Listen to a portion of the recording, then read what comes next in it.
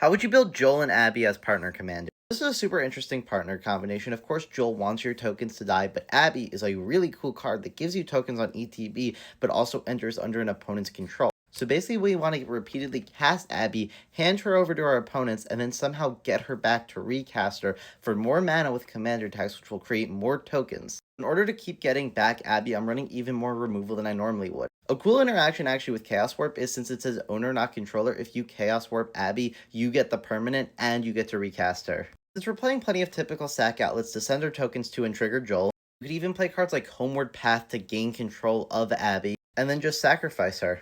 Really cool card I found for this deck is White of the Reliquary, which acts as just another sack outlet and ramp, which is good because commander tax is going to be a problem here. But since it can find any land, it can find Homeward Path. Fang is also great in this deck. He's given us even more tokens, and he gives us a way to sacrifice them to kill Abby or any other creature.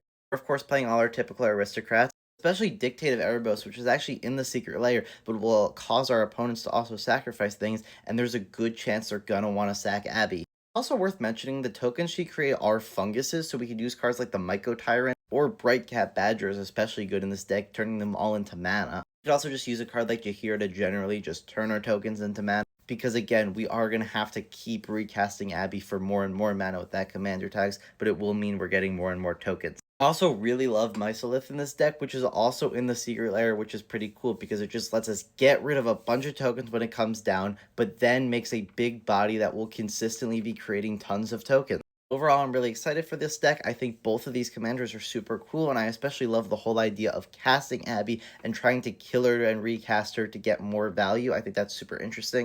Let me know in the comments, are you building these commanders and how are you doing it? And don't forget to follow.